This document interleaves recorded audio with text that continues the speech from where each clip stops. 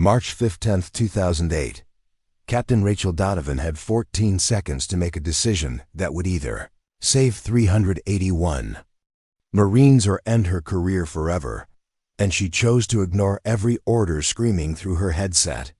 As enemy fire turned the desert into a killing field and her fuel gauge blinked red, she dove her A-10 Warthog into the most dangerous airspace in Iraq, knowing one question would haunt her for the rest of her life. Could she live with herself if she followed the rules and let them die? Before we jump back in, tell us where you're tuning in from, and if this story touches you, make sure you're subscribed because tomorrow, I've saved something extra special for you. Captain Rachel Donovan wasn't supposed to be in the air that day. She had logged 18 hours of flight time in the past 72 hours, pushing well beyond the recommended limits for A-10 Thunderbolt II pilots. Her squadron commander, Lieutenant Colonel Marcus Brennan, had explicitly grounded her that morning, insisting she needed rest before their next rotation. But Rachel had never been particularly good at following orders when her gut told her otherwise. The morning of March 15, 2008, began like any other scorching day at Al Asad Air Base in western Iraq. The sun hadn't fully risen yet, but the tarmac already shimmered with heat that would soon become unbearable. Rachel stood outside the operations center, nursing her third cup of coffee and watching the pre-dawn flight crews prepare for the day's missions. Something felt off. She couldn't articulate it, couldn't point to any specific intelligence report or weather pattern. But 23 months of combat flying had taught her to trust that gnawing sensation in her stomach inside the operations center. The morning briefing was unusually tense. Intelligence officers had flagged increased insurgent communications in the Anbar province, particularly around the city of Haditha and the surrounding desert corridors. Marine ground forces had been conducting sweep operations in the region for weeks, slowly clearing out enemy strongholds and weapon caches. It was dangerous work, the kind that required constant air support and meticulous planning. Major Stephen Walsh, the operations officer, clicked through satellite images on the briefing room screen. "We've got Echo Company, 2nd Battalion, 7th Marines pushing through grid Delta 97 today," he explained, his laser pointer circling a series of buildings and roadways. "They're hunting a high-value target. Intel suggests an IED cell leader operating out of this compound cluster here. The problem is, we're seeing unusual activity. Too quiet. Could be nothing, could be an ambush." Rachel leaned against the back wall, arms crossed, absorbing every detail. Echo Company. She'd provided close air support for them twice before. Good Marines, led by Captain James Rutherford, a by-the-book officer who nonetheless had the respect of every enlisted man under his command. If they were walking into something bad, she wanted to be in the air when it happened. Air support package? Someone asked. 2 F-16s on standby, call sign Viper 1 and Viper 2. Apache helicopter team rotating through the sector. Standard coverage. Walsh paused, glancing at his notes. "We're spread thin today. 3rd Battalion needs coverage up north, and we've got convoy escorts running along Route Michigan. It's going to be a busy morning." Rachel pushed off the wall and approached Walsh after the briefing ended. "Steve, I want on the standby roster." Walsh didn't even look up from his clipboard. "You're grounded, Donovan. Brennan's orders. You need sleep before you kill yourself or someone else." "I'm fine. Let me take one of the alert birds. Just put me on standby. If nothing happens, I sit in the cockpit and take a nap anyway." "The answer is no." Walsh finally met her eyes, his expression softening slightly. "Look, Rachel, I get it. You're one of the best CAS pilots we have. But you're running on fumes. You made 3 gun runs yesterday under heavy fire. You came back with 7 holes in your aircraft, and you were so exhausted you nearly collapsed during debrief. Stand down." "That's not a request." Rachel wanted to argue, wanted to pull rank or find some loophole, but Walsh was right. She was exhausted. The adrenaline had been the only thing keeping her upright for days. She nodded reluctantly and headed back to her quarters, though sleep was the last thing on her mind. By 0800 hours, Echo Company had begun their movement into the target area. Rachel lay on her bunk, staring at the ceiling, listening to the muffled sounds of aircraft taking off and landing. Her flight suit was still on. She hadn't even bothered to remove her boots. The base radio in her room crackled with routine traffic call signs, coordinates, status updates. Normal morning chatter, then at 0847 hours, everything changed. Stallion 6, this is Echo Actual. We are taking effective fire from multiple positions. Request immediate air support. How to copy? Rachel bolted upright. Captain Rutherford's voice was steady but urgent. The kind of controlled panic that came from a leader trying to keep his men calm while the world exploded around them. She was out the door before the next transmission came through. All stations. This is Stallion 6. Echo Company is engaged in grid Delta 97.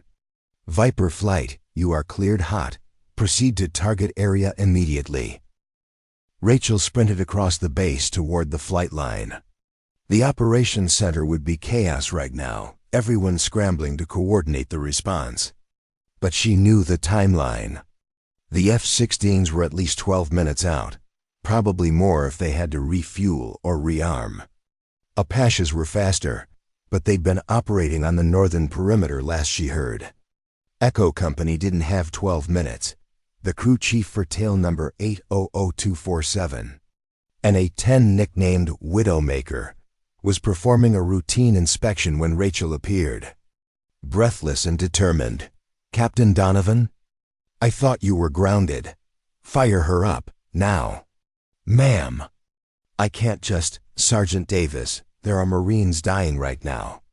And I'm the only CS asset that can get there in time. Fire up. Something in Rachel's voice, the absolute certainty. The desperate urgency made Davis hesitate for only a second before he nodded and started yelling orders to his team.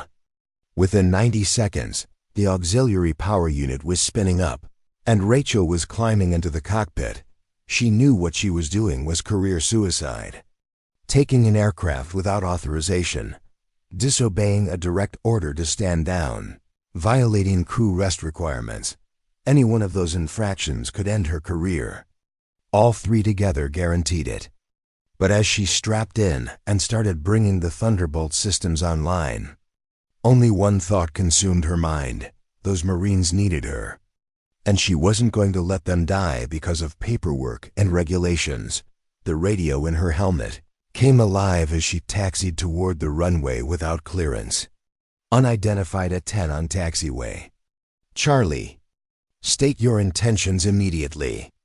Rachel switched to the emergency frequency. Tower, this is Hawkeye 3-1, emergency launch. Proceeding direct to Delta 97 in support of troops in contact. Hawkeye 3-1, you are not cleared for takeoff. Return to the ramp immediately. She reached the runway threshold and pushed the throttles forward. The twin turbofan engines roared as the heavily armed aircraft accelerated down the runway. Rachel's hands moved with practiced precision across the controls, her training taking over even as her heart hammered in her chest. Hawkeye 3-1, abort takeoff. Abort! The A-10 lifted off, gear retracting, and Rachel banked hard toward the west.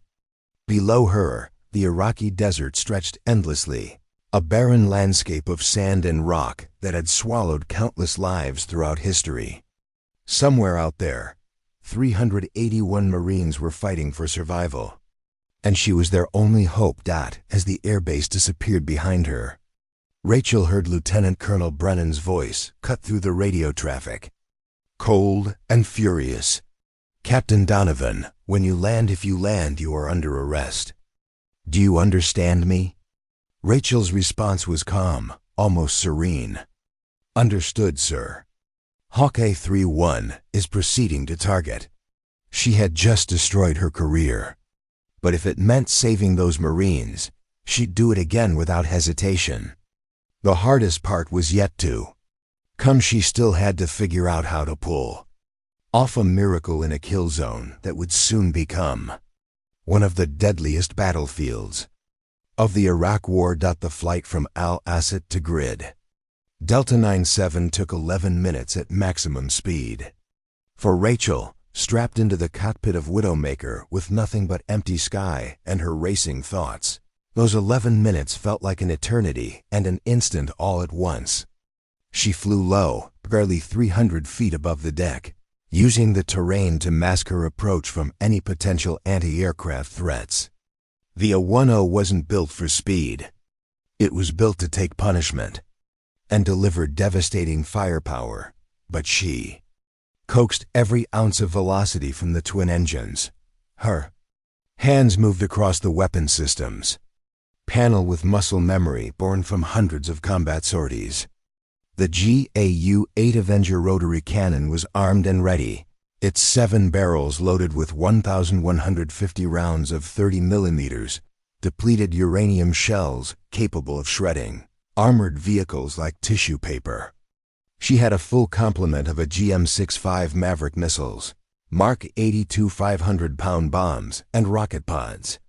It was enough firepower to level a city block, but she had no idea what she was flying into. The radio traffic told a story that grew grimmer with each passing second. Stallion 6, Echo Actual.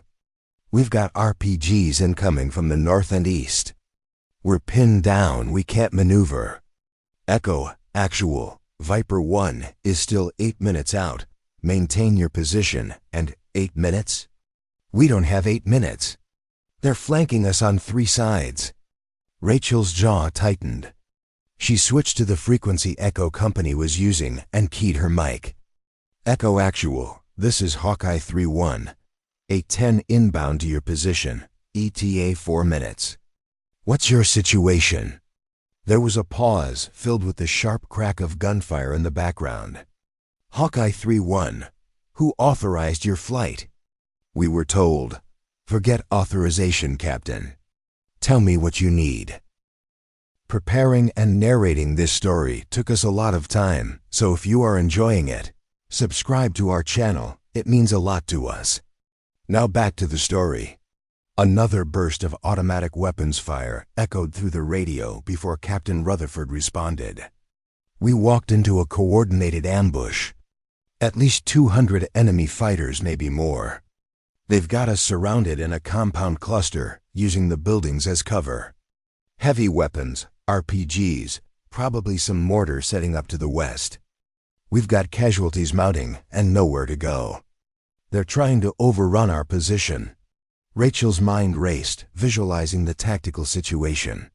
A compound cluster meant tight quarters, civilians potentially mixed with combatants, and friendly forces dangerously close to enemy positions. This wasn't going to be a simple strafing run. This was going to require precision, timing, and a level of risk that made her unauthorized takeoff look like a minor infraction by comparison. How many Marines? She asked. Full company strength. 381 souls. The number hit Rachel like a physical blow. 381 lives depending on her making the right calls in the next few minutes. She pushed the thought aside and focused on the mission. Mark your position with smoke, green if you have it. I'm coming in from the south. Be ready to talk me onto targets. Roger that, Hawkeye. And whoever you are, thank you. The desert landscape below began to shift as she approached the target area. The flat emptiness gave way to scattered vegetation, irrigation ditches, and clusters of mud brick buildings that had stood in this unforgiving environment for generations.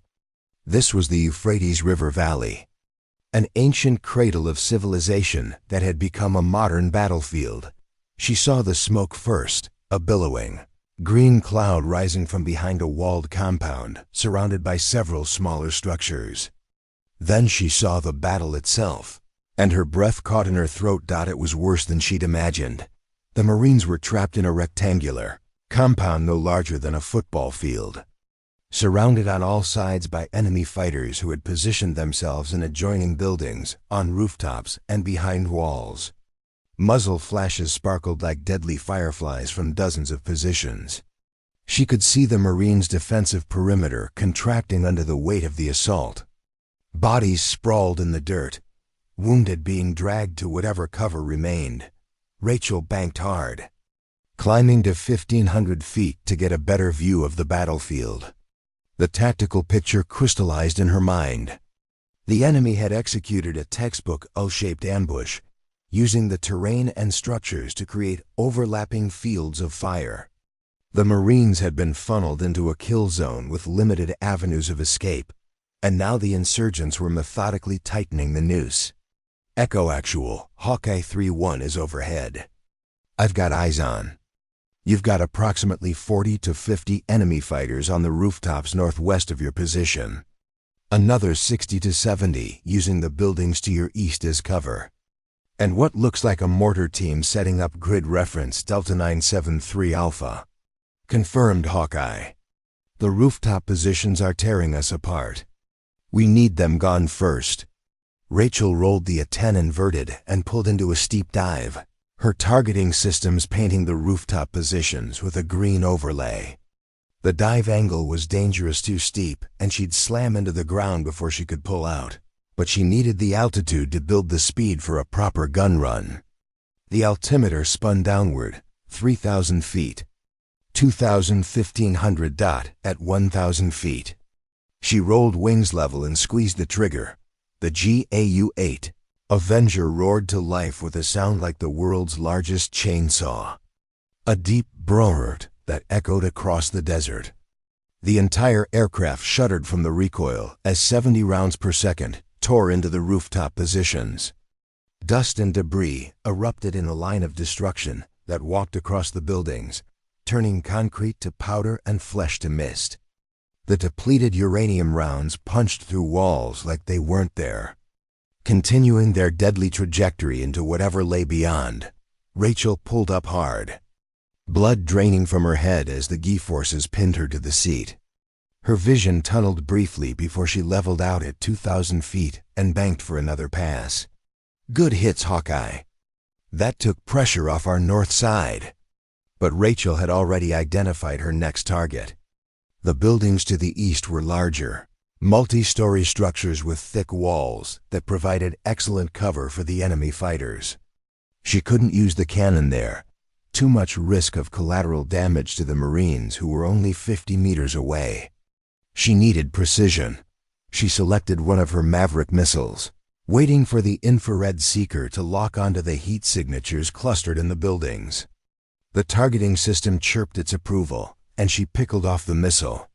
The AGM-65 dropped from the wing pylon, its rocket motor igniting a heartbeat later as it streaked toward the target at nearly supersonic speed. The explosion was massive, the building's second floor disintegrating in a ball of fire and pressure that sent bodies tumbling through the air like ragdolls. Secondary explosions followed, ammunition cooking off, fuel stores igniting, turning the structure into an inferno. Holy hell, Hawkeye. That's what I'm talking about. But Rachel wasn't celebrating. She'd seen movement to the west, exactly where Rutherford had said the mortar team was setting up. If those mortar got operational, they could rain indirect fire into the Marine compound with devastating effect. And there would be nothing she could do to stop it. She rolled into another attack run, this time coming in from the west at a shallower angle. The mortar position was in an open field, no buildings nearby, which meant she could use the cannon without worrying about civilian casualties. She lined up the shot, compensating for wind and her own aircraft's movement, and fired a 2-second burst. The effect was instantaneous. The mortar tubes disintegrated, along with the crew manning them and the stack of ammunition they'd been preparing to use. Rachel didn't allow herself to think about the human cost, the lives she'd just ended. There would be time for that later, in the quiet hours when sleep wouldn't come and the faces haunted her. Right now she had a job to do. Echo, actual, mortar threat is neutralized. What else do you need? Rutherford's voice came back strained, each word punctuated by the crack of incoming fire. "Hawkeye, they're massing for a final push on our east wall. We're running low on ammo. We've got 23 wounded and 4 Kia. If they breach the compound, we're done. I need you to break that attack before they can launch it." Rachel scanned the eastern approach and felt her stomach drop. At least 100 fighters were gathering in a wadi, a dry riverbed that provided natural concealment, preparing for what would be a human wave assault, designed to overwhelm the Marines' defensive positions through sheer numbers. It was a suicide tactic, but it would work. The Marines simply didn't have enough ammunition or manpower left to repel that kind of assault. She checked her fuel gauge and felt a spike of anxiety. All those high-speed maneuvers and the afterburner she'd used to get here so quickly had burned through her fuel reserves faster than planned. She had maybe 30 minutes of loiter time before she'd have to leave for the tanker, and that was a generous estimate. The F-16s were still minutes away, and the Apache team had been redirected to another emergency. For the next 30 minutes, she was all these Marines had. Rachel armed her cluster bombs, CBU A-10 combined effects munitions, each one containing 202 submunitions designed to saturate an area with anti-personnel and anti-material effects. It was a brutal weapon, indiscriminate and devastating. But against a massed formation preparing to overrun a friendly position, it was exactly what the situation demanded. She climbed to 4,000 feet, well above the range of small arms fire and most man-portable anti-aircraft missiles, and entered her attack parameters into the weapons computer. The solution appeared on her heads-up display, showing her the precise release point for maximum effect. She pushed the throttles forward, accelerating into the attack run, and felt the familiar calm settle over her, the strange clarity that came when death was seconds away and every decision mattered more than anything else in the world. Echo Actual. Danger, close munitions inbound on the wadi. Get your people down and keep them down. Roger, Hawkeye. We're as flat as we can get. She reached the release point and punched off 2 CBU 87s. The bombs fell away from the aircraft, their fins stabilizing them as they arced toward the earth. At a predetermined altitude, they burst open, scattering their deadly cargo across the wadi in an overlapping pattern of destruction. The submunitions detonated in a rolling wave of fire and fragmentation that turned the wadi into a killing field. The enemy assault never materialized. Whatever fighters survived the bombardment broke and ran, abandoning their weapons and their wounded in a desperate scramble to escape the death that had rained from the sky. Rachel circled overhead, scanning for new threats. But the battlefield had gone suddenly, eerily quiet. The volume of fire directed at the Marine compound had dropped to almost nothing. A few sporadic shots rang out, but the coordinated assault had collapsed. The Marines had held. Hawkeye 3-1, Echo Actual. I don't know how to thank you. You just saved 381 lives. Rachel's hands were shaking now that the adrenaline was beginning to wear off. Her fuel gauge showed 15 minutes of loiter time remaining, enough to provide overwatch until the other air assets arrived, but not much more than that. Echo Actual, Viper flight should be on station in 2 minutes. I'm going to stick around until they arrive, then I need to hit the tanker. Copy that, Hawkeye. We owe you everything. But as Rachel maintained her orbit over the battlefield, watching the Marines begin to consolidate their position and tend to their wounded, she knew the hardest part was yet to come. She'd saved lives today, that was undeniable. But she'd also violated a dozen regulations, disobeyed direct orders, and stolen a military aircraft to do it. When she landed back at Al-Asad, there would be a reckoning. And she had no idea if saving 381 Marines would be enough to justify the rule she'd broken to make it happen. The KC-135 Strata tanker orbited at 23,000 feet over the Iraqi desert. its boom operator watching through the glass floor of the aircraft as Rachel's battered A-10 approached for refueling. Even from this distance, he could see the damaged fresh bullet holes stitched across the fuselage. A section of the vertical stabilizer missing. Hydraulic fluid streaming from somewhere beneath the left engine nacelle. Hawkeye 3-1, Texaco 7. You're leaking pretty good down there. Are you sure you want to attempt this? Rachel's voice was steady despite her exhaustion. Texaco 7, I'm not going to make it back to base without fuel. Let's get this done. The refueling process should have been routine. She'd done it hundreds of times in training and combat both. But her hands wouldn't stop shaking.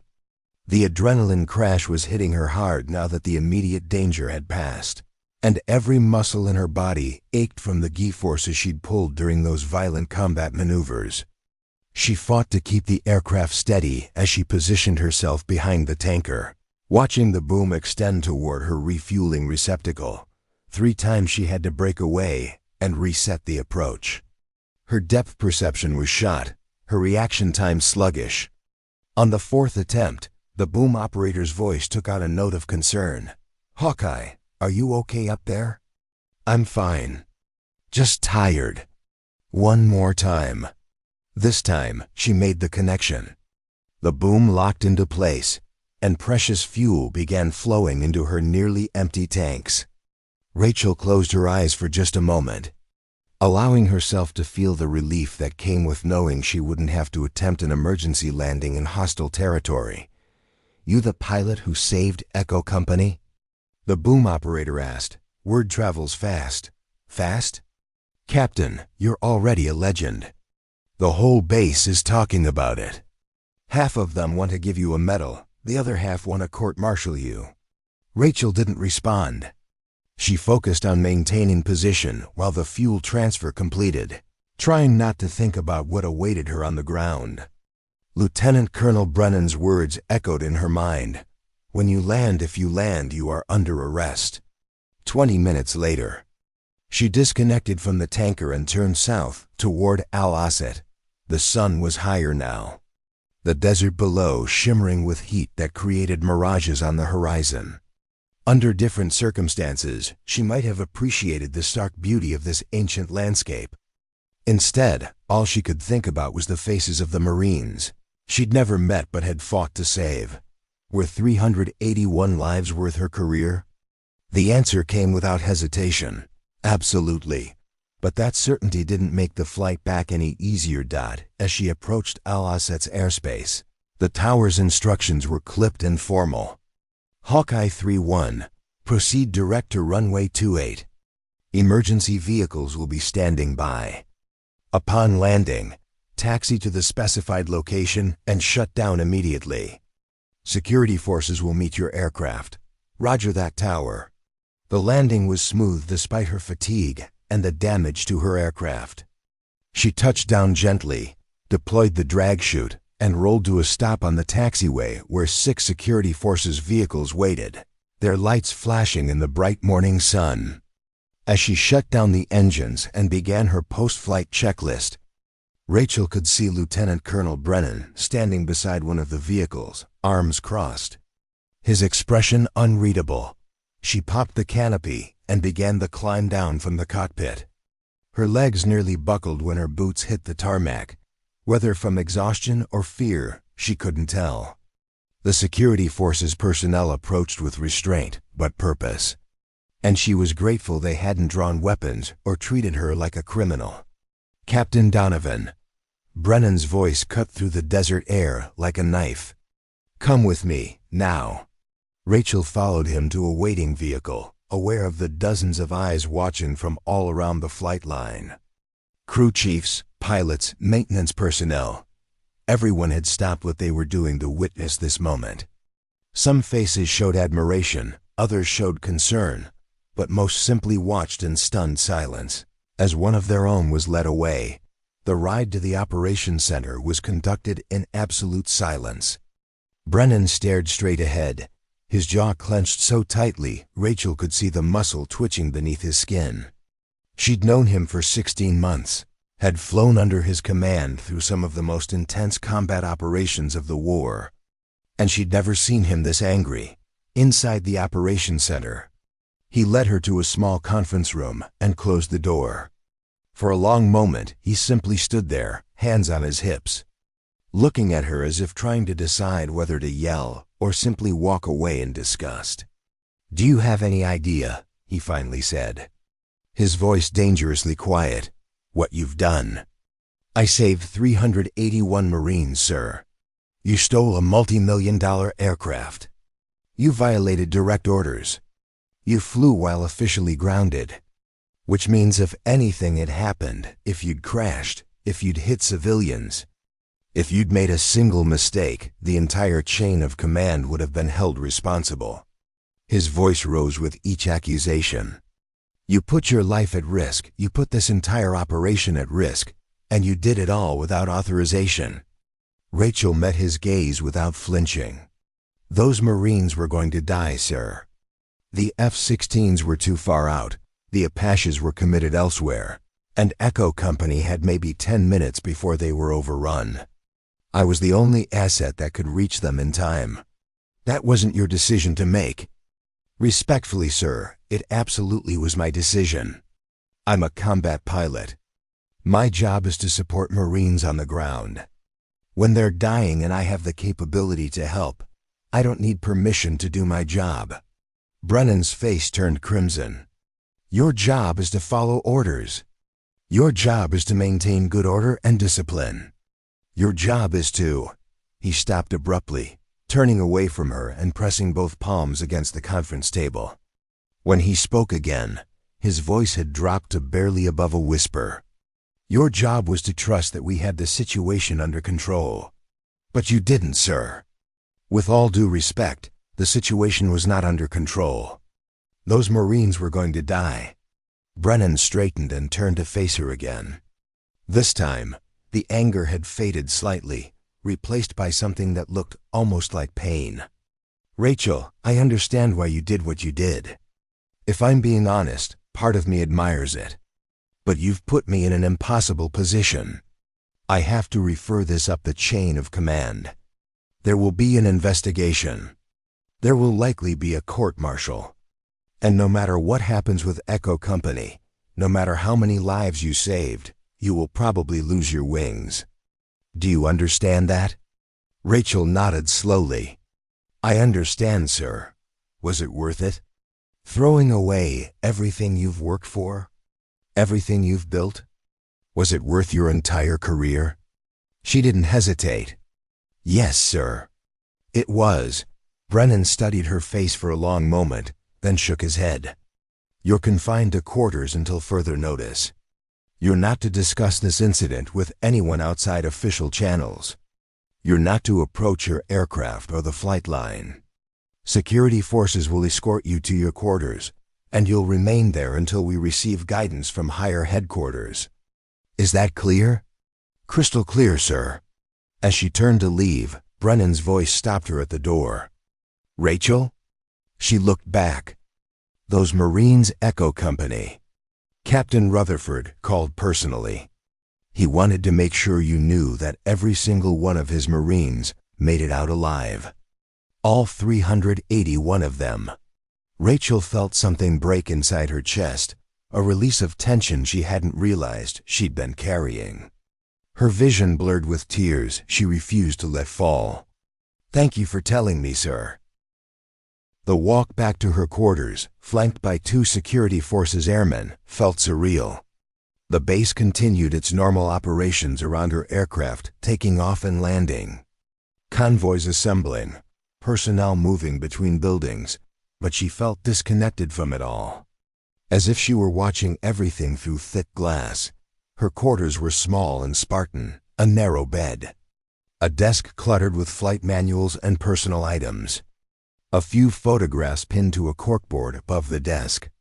One photo showed her graduating from flight school, young and eager and full of dreams about serving her country. Another showed her first A-10, tail number 780684, the aircraft she'd flown during her initial combat deployment. There were pictures of her family, her mother, her younger brother, her father who'd been a Marine Corps pilot in Desert Storm and had inspired her to fly. What would he think of what she'd done? Would he be proud that she'd put the mission and the lives of Marines above her own career? Or would he be disappointed that she'd broken the rules, that she'd failed to respect the chain of command? Rachel sat on the edge of her bed and finally let the tears come. They weren't tears of regret. She meant what she'd told Brennan. She'd do it all again without hesitation.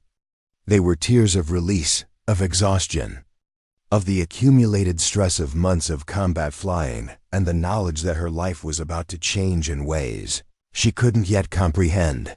A knock at the door interrupted her thoughts. She wiped her eyes and called out, "Come in." Major Stephen Walsh entered, carrying 2 cups of coffee and wearing an expression of grim sympathy. "Thought you could use this," he said, handing her one of the cups. "Aren't you supposed to avoid fraternizing with the accused?" Walsh sat down at her desk chair, shaking his head. "You're not accused of anything yet. Right now, you're just confined to quarters pending investigation. There's a difference." He took a sip of his coffee. "For what it's worth, I think you did the right thing. Tell that to Lieutenant Colonel Brennan." "I did, actually. Told him that if you hadn't launched, we'd be planning memorial services for 381 Marines right now instead of dealing with paperwork violations." "How'd he take that?" "About as well as you'd expect. Look, Rachel, I'm not going to sugarcoat this. You're in serious trouble. The regulations you violated aren't suggestions. They exist for good reasons, and the Air Force takes them seriously. But I've been doing this job for 15 years, and I've seen how these things play out. The fact that you succeeded, that every Marine survived, that's going to matter. Maybe not officially, maybe not in the legal proceedings, but it will matter." Rachel wanted to believe him, but she'd seen enough of military justice to know that good intentions and successful outcomes didn't always translate to lenient treatment. "What happens now?" Now we wait. The incident report has been filed. Witness statements are being collected. Captain Rutherford and his Marines will be interviewed. Your flight data recorder will be analyzed. The maintenance crew will document every round you fired, every weapon you expended. It's all going to be compiled into a package that gets sent up to Air Combat Command, and they'll decide how to proceed." "How long?" Walsh shrugged. "Could be days, could be weeks. In the meantime, you sit tight. Read, sleep, try to relax. And for God's sake, Rachel, don't talk to anyone about this except your lawyer when they assign you one." After Walsh left, Rachel lay back on her bed and stared at the ceiling. The physical exhaustion was overwhelming. She hadn't slept in more than 30 hours, but her mind refused to quiet down. She kept replaying the mission in her head, analyzing every decision, every attack run, wondering if she could have done something differently or better. But one thought kept rising above all the others. Clear and undeniable, she had saved 381 lives. Whatever price she had to pay for that, whatever consequences came her way, that fact would remain. Those Marines would go home to their families. They'd see their children grow up, celebrate birthdays and anniversaries. Live full lives that would have ended in a blood-soaked compound in the Iraqi desert if she hadn't broken the rules to save them. As sleep finally began to claim her, Rachel whispered into the empty room, it was worth it. Every bit of it was worth it. Outside her window, the war continued. Aircraft took off for combat missions. Marines prepared for patrols. The machinery of the American military ground forward, indifferent to the drama of one pilot's career hanging in the balance. But somewhere in that vast desert, 381 Marines were alive because one woman had decided that some rules were worth breaking. Captain James Rutherford sat in a cramped medical tent at Forward Operating Base Hammer, watching Navy corpsmen tend to his wounded Marines.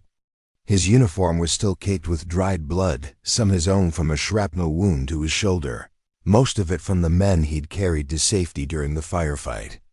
He'd been awake for 42 hours straight, running on nothing but adrenaline and the overwhelming relief that his company had survived. A Marine Corps investigator, Major Deanna Foster, sat across from him with a digital recorder and a notepad. She'd arrived by helicopter 2 hours after Echo Company had been extracted from the battlefield, tasked with collecting statements for what was already becoming a high-profile incident. Captain Rutherford, I need you to walk me through the events of March 15th, specifically regarding the air support you received from Captain Rachel Donovan. Rutherford's jaw tightened. Is she in trouble? Just answer the questions, Captain. He leaned back, wincing as the movement pulled at his wounded shoulder. We walked into a perfectly executed ambush. Intelligence had told us we were hunting a small cell, maybe 15 to 20 fighters. Instead, we found ourselves surrounded by what I estimate was close to 300 insurgents. They had prepared positions, interlocking fields of fire, heavy weapons. This wasn't some hastily organized attack. They'd been planning this for weeks, maybe months. What time did you first request air support? 08 for 7 hours. We were taking effective fire from multiple positions, and our situation was deteriorating rapidly. I was told that F-16s were inbound, ETA 12 minutes. Rutherford shook his head. Major, I've been doing this job long enough to know what 12 minutes means in a firefight like that. It means you're dead. My Marines were going to be overrun, and there wasn't a damn thing I could do about it except watch them die. Major Foster made notes without looking up. When did Captain Donovan make contact? Maybe 2 minutes after my initial request. She identified herself as Hawkeye 3-1 and said she was 4 minutes out. I remember thinking it was impossible. We hadn't been told any A-10s were in the area, and the timing didn't make sense with the standard response protocols. But I wasn't about to question it. We needed help, and she was offering it. Did she indicate that her flight was unauthorized? Rutherford met Foster's eyes directly. She asked me what I needed. That's all. And what I needed was for someone to keep my Marines alive long enough to get out of that hellhole. Which is exactly what she did. Describe her performance during the engagement. For the first time since the interview began. Rutherford smiled a tired, grateful expression that transformed his dirt-streaked face. Her performance was nothing short of miraculous. She arrived exactly when she said she would, immediately assessed the tactical situation, and started methodically dismantling the ambush. First pass, she took out the rooftop positions that were doing the most damage to our northern perimeter. The accuracy was incredible. She put rounds exactly where they needed to go. Danger close to our position, without a single friendly casualty. He paused, collecting his thoughts. Then she shifted to the eastern buildings where the enemy had established strong points. She used a Maverick missile to take out a reinforced position that we couldn't touch with our weapons. After that, she neutralized a mortar team that was setting up to rain indirect fire on our position.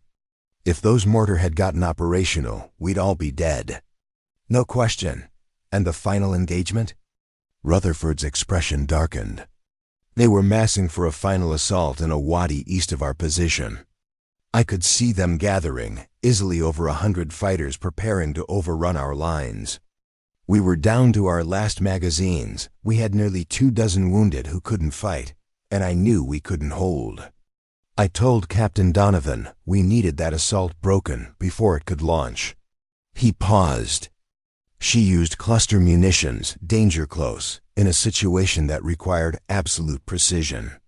One mistake, one slight miscalculation, and those submunitions would have landed on my Marines instead of the enemy.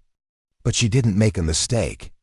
She broke that assault, saved every one of my Marines, and she did it all while apparently violating every regulation in the book.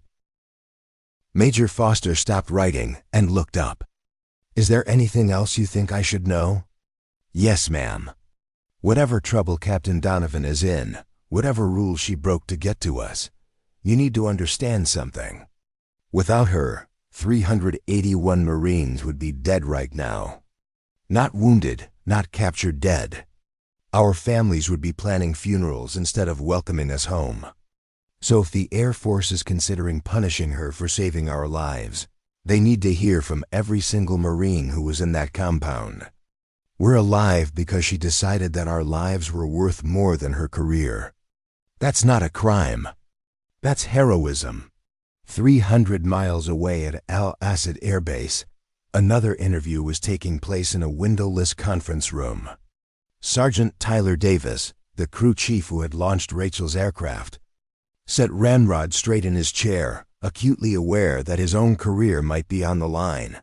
The investigating officer, Lieutenant Colonel Patricia Hammond from the Air Force's Judge Advocate General Corps, reviewed her notes before speaking.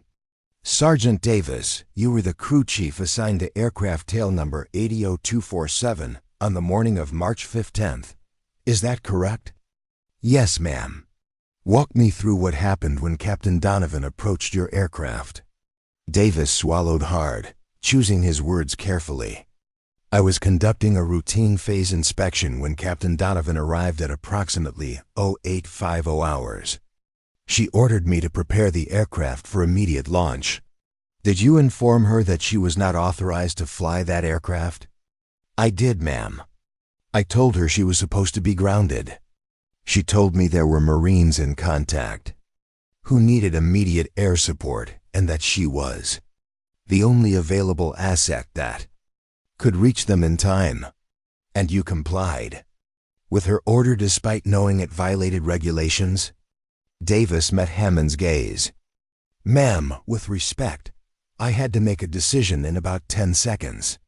I could follow the letter of the regulations and potentially condemn nearly 400 Marines to death, or I could trust one of the best combat pilots I've ever worked with to do what needed to be done. I chose to trust Captain Donovan. That's not how military discipline works, Sergeant. You don't get to pick and choose which orders to follow based on your personal judgment. No, ma'am. But I do get to use my training and experience to make decisions in rapidly evolving situations. I've been a crew chief for 9 years. I've launched hundreds of combat sorties. I've never once compromised safety or effectiveness. But I've also learned that sometimes the right thing to do and the legal thing to do aren't the same thing. Hammond leaned back, studying him. Are you aware that your actions could result in disciplinary measures up to and including court-martial? Yes, ma'am. I am aware, and yet you'd make the same decision again. Davis didn't hesitate. Without question, those Marines are alive because of what Captain Donovan did. If helping her accomplish that mission costs me my career, then that's a price I'm willing to pay. At Forward Operating Base Hammer, Lance Corporal Marcus Webb lay on a cot in the medical tent, his left leg heavily bandaged where shrapnel had torn through muscle and bone. At 20 years old, he was one of the youngest Marines in Echo Company, and he'd never been so close to death in his life. A Navy chaplain, Lieutenant Andrew Mitchell, sat beside him, notepad in hand. The chaplain had been tasked with collecting personal accounts from the Marines who'd been in the battle, not for the official investigation, but for the unit's historical record. Can you tell me what you remember, son? Mitchell asked gently. Webb's hands shook as he spoke. We thought we were going on a routine patrol. Clear a few buildings, gather some intelligence, be back at base by lunch. Instead, we walked straight into hell. The moment we entered that compound, they opened up on us from every direction. I saw Corporal Jenkins go down right next to me. He took a round through the chest. I tried to drag him to cover, but the fire was too intense. I thought we were all going to die there. When did you first realize air support was coming? I heard Captain Rutherford on the radio yelling for help. He sounded scared, and I'd never heard him sound scared before. That's when I knew how bad things really were. Then a few minutes later, I heard this sound like the world's biggest zipper being ripped open. That was the A-10's cannon. I looked up and saw this aircraft diving straight at the buildings where the enemy was dug in, and it was like watching an angel of death come down from heaven. Webb's eyes filled with tears. Every time I thought we were finished, that plane would come screaming back around and hit another enemy position. The pilot, I didn't even know it was a woman until later. She kept us alive. She kept coming back, over and over, putting herself in danger to save us. I don't care what rules she broke or what the Air Force wants to do to her. She's the reason I'm going to see my family again. She's the reason any of us are going to see our families again. The interviews continued throughout the day and into the night. Every Marine and Echo company told essentially the same story. They had been facing certain death until Captain Rachel Donovan arrived and turned the tide of battle. The consistency of their accounts, the raw emotion in their voices, painted a picture that no amount of regulatory language could diminish. Staff Sergeant Monica Reyes, a squad leader with 12 years in the Corps, described how she'd watched 3 of her Marines get cut down by machine gun fire before the A-10 silenced the enemy position. "I've seen a lot of close air support in my time," she told investigators. "But I've never seen anyone fly like that, so precise, so fearless, so completely committed to saving lives. If that's what breaking the rules looks like, then maybe we need to reconsider our rules." First Lieutenant Brian Cooper, Echo Company's executive officer, provided tactical details that highlighted the sophistication of Rachel's attack runs. She understood the battlefield better than some ground commanders I've worked with. Every weapon she employed was the right weapon for the target. Every attack run was positioned to maximize effectiveness while minimizing risk to friendly forces. This wasn't cowboy flying. This was surgical precision under the most intense pressure imaginable. Even the wounded Marines, those recovering from gunshot wounds, shrapnel injuries, and burns, insisted on giving their statements. Private First Class Jason Torres, who'd lost 2 fingers to an RPG blast, dictated his account from a hospital bed in Germany where he'd been medevaced. "Tell Captain Donovan thank you," he said at the end of his statement. "Tell her that my daughter is going to have a father because of what she did. Tell her that matters more than any regulation ever could." Back at Al-Asad, Rachel remained confined to her quarters, unaware of the growing wave of support building on her behalf. She spent her time writing detailed accounts of the mission, technical descriptions of each attack run, justifications for every decision she'd made. She knew that the military justice system would dissect every second of her flight, and she wanted to be prepared to defend each choice. But as she wrote, she found herself thinking less about regulations and more about the Marines themselves. She'd never met them, would probably never meet most of them, yet their lives had become inextricably linked with hers. They were alive because she'd acted. That simple fact anchored her through the uncertainty and fear. A knock at her door interrupted her writing. She opened it to find Major Walsh again, this time with a manila envelope. "These just started arriving," he said, handing her the envelope.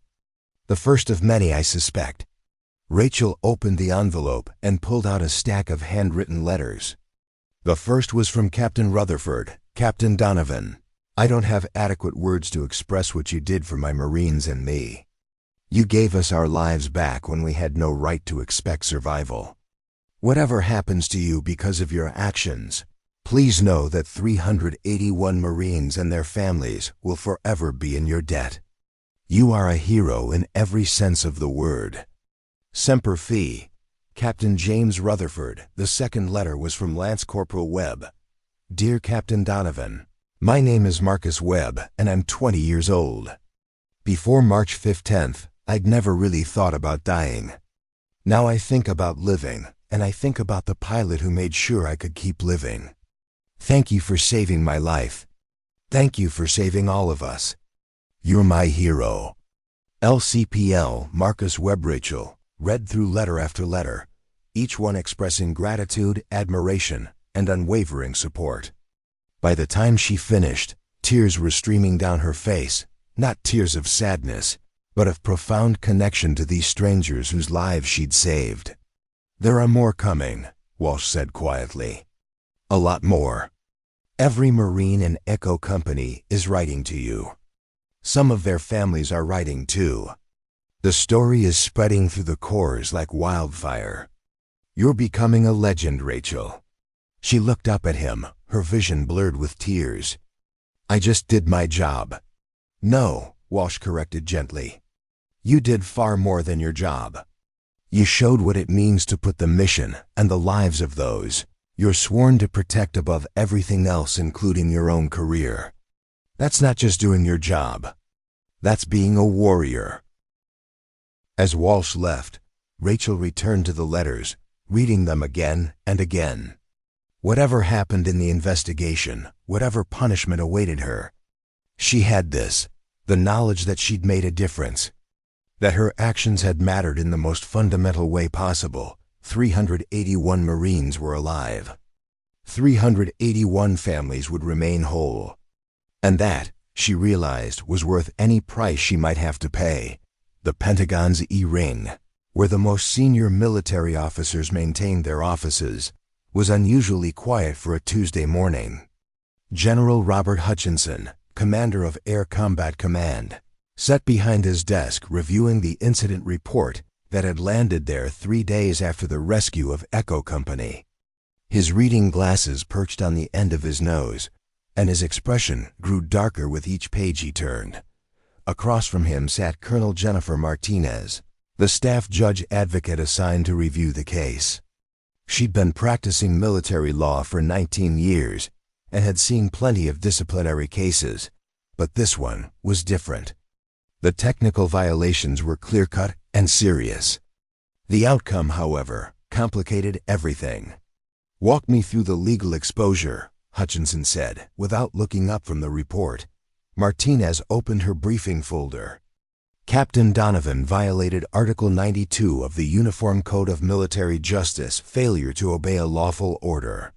She was explicitly grounded by her squadron commander and took an aircraft anyway. She also violated Article 134, conduct prejudicial to good order and discipline. The unauthorized use of military aircraft alone could warrant a court-martial. What's the prosecution's case look like?" "Airtight from a technical standpoint, sir. We have radio recordings of Lieutenant Colonel Brennan ordering her to stand down. We have witness statements from the tower controller and multiple personnel who saw her take the aircraft. We have documented evidence that she was officially grounded for crew rest violations. Any military judge would have to acknowledge the violations occurred." Hutchinson finally looked up. But we also have 381 living Marines who would be dead without her intervention. We have unanimous testimony from Echo Company describing her actions as the only thing that saved them. We have documented evidence that all authorized air support was too far away to provide timely assistance. And we have an American public that's going to see this as punishing a hero for saving lives." The general removed his glasses and rubbed his eyes. He'd been in the Air Force for 33 years, had flown F-15s in Desert Storm, and had risen through the ranks by understanding not just the letter of military law but its spirit. This case threatened to tear at the very fabric of military discipline, while simultaneously representing everything the service was supposed to stand for. "What's your recommendation, Colonel?" Martinez hesitated, choosing her words carefully. "Sir, if we court-martial Captain Donovan, we win the legal battle but lose the moral one. Every member of the military will see us as an institution that values paperwork over lives. The Marine Corps is already rallying behind her. I've received informal communications from 3 general officers expressing their support. If we move forward with prosecution, we risk creating a schism between the services. And if we don't prosecute, then we set a precedent that officers can violate direct orders if they believe they have good reason. We undermine the entire concept of military discipline and chain of command. Either way, sir, this is going to be messy." Hutchinson stood and walked to the window overlooking the Potomac River. "Get me a full brief by end of week. I want every legal option, every possible outcome, and your best assessment of how this plays in the court of public opinion. This one's going all the way to the Secretary, maybe even the White House. We need to be prepared. At Al-Assad Air Base, the story of Rachel's rescue mission had taken on a life of its own. Despite orders not to discuss the incident, word spread through the military community with the speed and inevitability of wildfire. Pilots in the ready room debated the ethics of her decision. Maintenance crews argued about whether Sergeant Davis should face charges. Marines passing through the base on their way to forward positions made it a point to ask about the pilot who saved Echo Company. Rachel remained confined to her quarters, but she wasn't alone. Major Walsh had become an unofficial liaison, bringing her updates on the investigation and letters from the Marines she'd saved. The stack of correspondence had grown to over 200 letters, with more arriving daily. One evening, Walsh brought news that changed everything.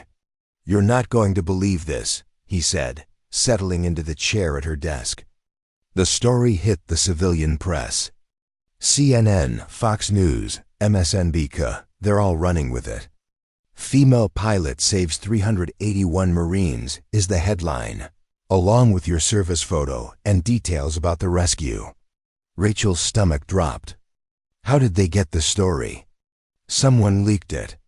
Could have been anyone, a reporter embedded with the Marines, a family member of one of the rescued troops, maybe even someone in the Air Force who wanted to build public support for you. Doesn't matter now. The cat's out of the bag, and it's causing a firestorm. He pulled out his laptop and showed her the news coverage. Every major outlet had picked up the story, most running with sympathetic angles highlighting her heroism and questioning whether the military would punish her for saving lives. Social media had exploded with support. Hashtags like #FreeRachel and #Hero Not Criminal trending nationally. But it wasn't just public support.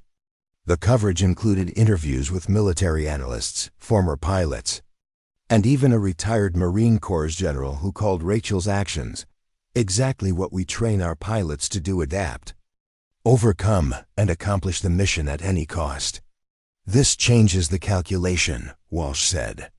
"The Air Force can't just quietly discipline you now. Whatever they decide, it's going to be front-page news. They're under enormous pressure from every direction." Rachel watched the coverage with a mixture of discomfort and relief. She hadn't sought publicity, hadn't wanted to become a symbol for anything beyond doing her duty. But she couldn't deny that the attention might be the only thing standing between her and a dishonorable discharge. "There's more," Walsh continued.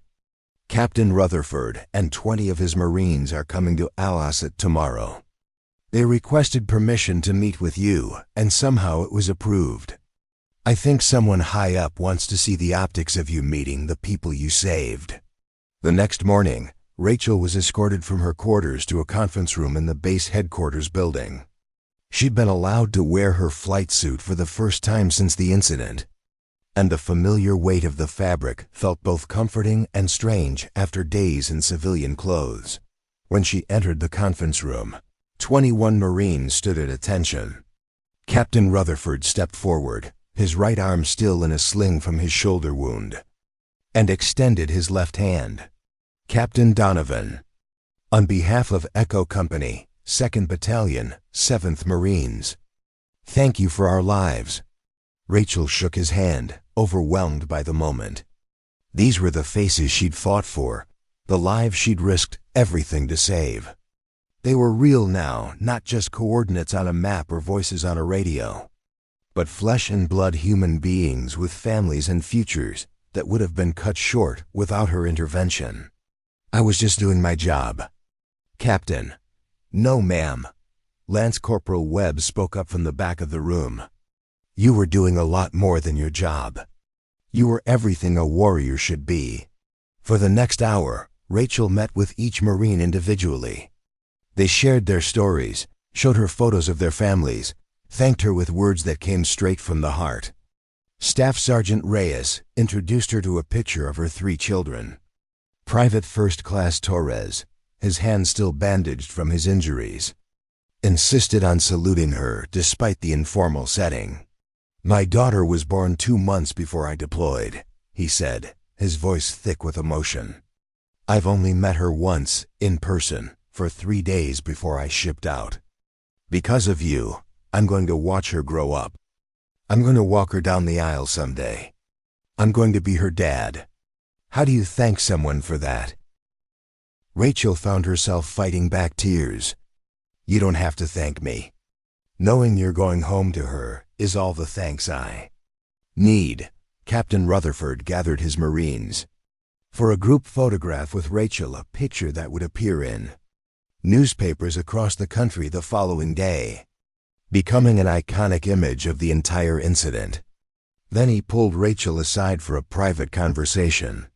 I need to tell you something, he said quietly. The Commandant of the Marine Corps has been briefed on what happened. He's taking a personal interest in your case. The Marine Corps doesn't forget its friends, Captain. Whatever happens in your legal proceedings, you have the full support of every Marine who knows this story. That means more than you know. There's something else. We've started a petition. All 381 Marines who were in that compound have signed it, along with over 5,000 other Marines and counting. It requests that you be awarded the Distinguished Flying Cross for your actions. We've sent it to every member of Congress, every military leader we can reach, and the media. We're not going to let the Air Force sweep this under the rug or punish you for being a hero. Rachel was speechless. The Distinguished Flying Cross was one of the military's highest honors, awarded for heroism or extraordinary achievement during aerial flight. The idea that she might receive such recognition while simultaneously facing a court-martial was surreal. I don't know what to say. Say you'll keep fighting, Captain. Say you won't let them break you. Because a lot of people are counting on you to show them that doing the right thing still matters in this world. That evening, as Rachel returned to her quarters, she found Major Walsh waiting with an urgent expression. The investigation is complete, he said. The findings are being forwarded to Air Combat Command with recommendations for disposition. I managed to get a look at the summary, and it's split down the middle. The investigating officer acknowledges the violations, but also notes the exceptional circumstances and successful outcome. The recommendation is for administrative action rather than court-martial, probably a letter of reprimand and possible grounding. But that's just one officer's opinion. The final decision comes from above. Rachel absorbed this information. A letter of reprimand would effectively end any chance of promotion, stalling her career permanently. Grounding would mean losing her wings, the thing she valued most in the world besides life itself. It was a gentler punishment than a court-martial, but it would still destroy everything she'd worked for. When will they decide? Could be days, could be weeks. But Rachel, there's something you should prepare for. If they decide to move forward with any significant punishment, this is going to get ugly. The public support for you is massive, but it's also dividing people. Some see you as a hero who saved lives. Others see you as someone who violated sacred military principles and got lucky. This isn't going away quietly. That night, Rachel lay awake thinking about the impossible position she'd put everyone in. She'd saved 381 lives, but in doing so, she'd forced her commanders to choose between upholding discipline and acknowledging that sometimes the rules needed to be broken. There was no clean answer, no solution that satisfied everyone. Her phone buzzed with a text message. Technically, she wasn't supposed to have access to outside communication, but Walsh had quietly returned her phone days earlier. The message was from her father, the retired Marine Corps pilot who'd inspired her to fly. Saw you on the news. Proud isn't a strong enough word. Whatever happens, you did right. Love, Dad. Rachel smiled through her tears. Whatever the Air Force decided, whatever price she ultimately paid, she had this, the knowledge that she'd acted with honor, that she'd put others before herself, that she'd embodied the very best of what it meant to wear the uniform. The letters from the Marines covered Her desk 381 reasons why she'd made the right choice. The photographs from the meeting showed faces that would have been absent from this world if she'd followed orders. The petition with thousands of signatures represented a community that refused to let heroism be punished. As she finally drifted off to sleep, Rachel's last thought was simple and certain. She would do it all again. Every single bit of it. Because some things, like 381 human lives, were worth any sacrifice. The storm was gathering around her, but she would weather it. She had to. Too many people were counting on her to show that courage and conviction still mattered, that doing the right thing was worth the cost, no matter how high that cost might be. 3 weeks after the rescue of Echo Company, Rachel stood outside the office of Major General Charles Westbrook at Nellis Air Force Base in Nevada. She'd been flown stateside 2 days earlier with minimal explanation, told only that a decision had been reached regarding her case and that she would receive notification of the disposition in person. The flight from Iraq had been surreal. Everywhere she went, people recognized her. Airport staff, fellow service members, even civilians stopped her to express support or ask for photographs. The media attention had transformed her from an anonymous combat pilot into a national figure. And she wasn't sure how to process that transformation. Major Walsh had accompanied her, serving as both escort and moral support. He stood beside her now, his presence a steadying force as they waited to learn Rachel's fate. "Whatever happens in there," Walsh said quietly, "you've already won. You saved those Marines. Nobody can take that away from you." The door opened and a young captain gestured for them to enter. Rachel's heart hammered as she walked into the spacious office where her future would be decided. Major General Westbrook stood behind his desk, flanked by 2 other officers Rachel didn't recognize. The general was in his late 50s, with silver hair and the bearing of someone who'd spent decades in uniform. His expression was unreadable as he gestured for Rachel to sit. "Captain Donovan, thank you for coming. I'm sure these past few weeks have been difficult." "Yes, sir." Westbrook settled into his chair and opened a folder on his desk. "I've reviewed your case extensively. The investigation findings, witness statements, technical analysis of your flight data, letters from the Marines you saved, recommendations from your chain of command, and input from levels of leadership I'm not at liberty to discuss." He paused, meeting her eyes. "This has been one of the most complex cases I've encountered in my career." Rachel's mouth was dry. She wanted to speak, to defend herself, but she forced herself to remain silent and let the general continue. "From a purely regulatory standpoint, your violations are clear and serious. You disobeyed a direct order from your squadron commander. You took an aircraft without authorization while officially grounded for crew rest violations. You launched without clearance and proceeded to a combat zone against explicit instructions to abort. Any one of these infractions would typically result in significant disciplinary action." Rachel felt her stomach sink. This was it, the moment her career ended. But Westbrook wasn't finished. "However, context matters. Intent matters. And outcomes matter. You didn't steal that aircraft for a joyride or out of reckless disregard for authority. You took it because 381 Marines were about to die, and you were the only person in position to save them. Your assessment of the tactical situation was correct. All other air assets would have arrived too late. Your execution was flawless. And your judgment, while technically insubordinate, proved sound." He closed the folder and leaned back.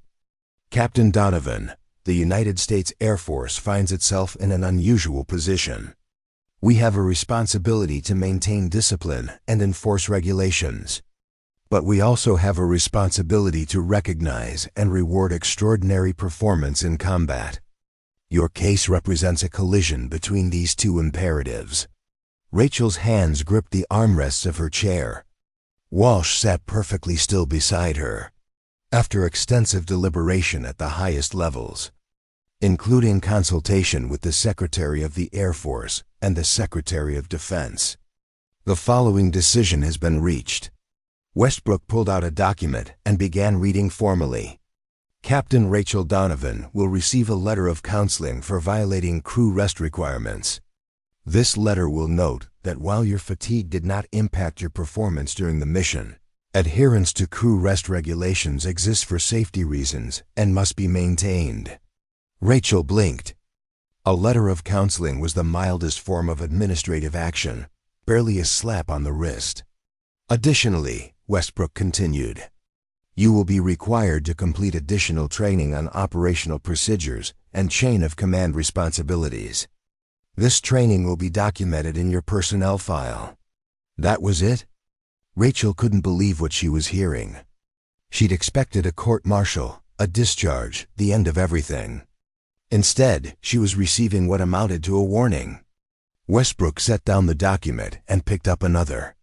However, that's not the complete disposition of your case. Captain Donovan, please stand. Rachel rose on shaky legs. Walsh standing beside her. By order of the Secretary of the Air Force, and with the strong endorsement of the Commandant of the Marine Corps and the Chairman of the Joint Chiefs of Staff, you are hereby awarded the Distinguished Flying Cross for extraordinary achievement while participating in aerial flight on March 15, 2008. Rachel's vision blurred. Walsh steadied her with a hand on her elbow. Westbrook stood and walked around his desk, holding a blue case containing the medal. Your actions on that day demonstrated exceptional airmanship, tactical expertise, and moral courage. You placed yourself at significant personal and professional risk to save the lives of fellow service members. You executed multiple combat runs with precision and effectiveness under the most demanding circumstances. And you exemplified the core values of the United States Air Force: integrity first, service before self, and excellence in all we do. He opened the case, revealing the bronze cross suspended from a blue and red striped ribbon.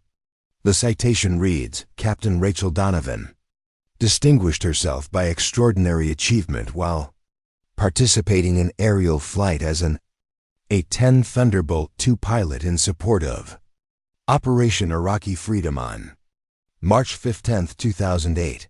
On that date, Captain Donovan responded to an urgent request for close air support from a Marine company under heavy attack. Displaying exceptional skill and courage, she conducted multiple attack runs in a high-threat environment, successfully neutralizing enemy positions and preventing the overrun of friendly forces. Her actions directly resulted in saving 381 lives. Captain Donovan's outstanding professionalism and dedication to duty reflect great credit upon herself and the United States Air Force. Westbrook pinned the medal to Rachel's uniform. Then, to her surprise, he stepped back and saluted her, a gesture of respect from a senior officer that brought tears to her eyes. The Air Force is proud of you, Captain. More importantly, 381 Marines and their families are grateful to you. You reminded all of us why we wear this uniform. The ceremony that followed was small but meaningful. The two officers who'd been in the room were revealed to be a representative from the Secretary of Defense's office and a Marine Corps colonel who'd flown in specifically to witness the award. After the formal presentation, they each shook Rachel's hand and offered their congratulations, but the real surprise came when Rachel stepped out of the building. Lined up in formation outside were 21 Marines in dress blues. Captain Rutherford and the same group who'd visited her at Al-Asad. Behind them stood dozens more service members, including Lieutenant Colonel Brennan, Sergeant Davis, and nearly her entire squadron from Iraq. As Rachel emerged, Rutherford called the Marines to attention, and they saluted in unison. The gesture, one of profound respect and gratitude, nearly broke her composure entirely.